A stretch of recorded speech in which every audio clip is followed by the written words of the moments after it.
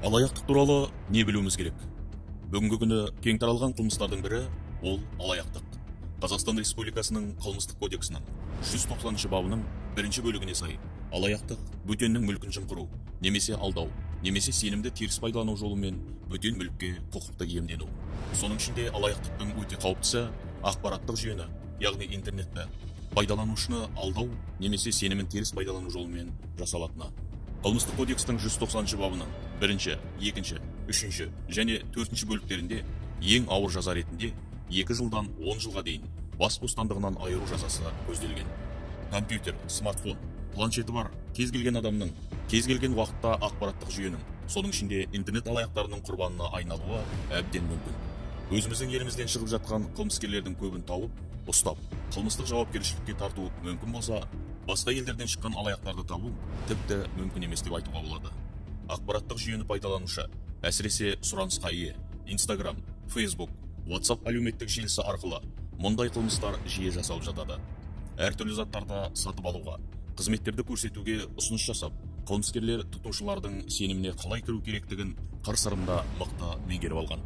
Соның ішінде әйел адамдар арасынан осындай қылмыскерлердің шығатыны тіпті өкінішті.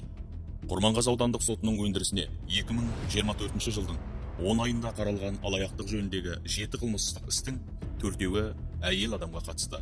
Соның бірі сотталушы НК есімді азаматша 2023 жылдың тамыз айында өзінің тұрғылықты мекенжайы Ақтау қаласында бола тұра, қолдануындағы ұялы телефоны мен Telegram әлеуметтік желісі арқылы әртүрлі топтардың ішінен Құрманғазы сауда деп аталатын топты көріп, сол топқа кірген. Сол кезде жәбірленуші Л.У.дың үйден тамақ әзірлеп беретін адам керек деген хабарламасын көріп, соңғысына WhatsApp әлеуметтік желісі арқылы үйіне барып тамақ пісіріп бере алатындығы жөнінде жазған. Содан соң сотталушы алдын ала әлеуметтік желілерден жүктеп алған әртүрлі торттар мен тағамдардың суреттерін жіберу арқылы тамақ жасай алатындығына жәбірленушіні сендіріп, ол үшін алдын ала ақша аудару қажет екенін айтқан соң, жәбірленушінің атына Каспий банктағы шотына 13.300 теңге ақша қаражатын аударған.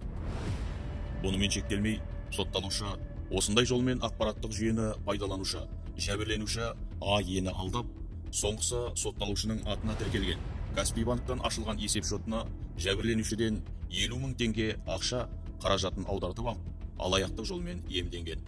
Бұл қылмыстық әрекеттерді жасаған үшін НК Құрманғазы аудандық сотының үкімімен Қазақстан Республикасының қылмыстық кодексінің 190 бабы 3-ші бөлігінің 4-ші тармағымен 3 жылға бас бостандығынан айырылды.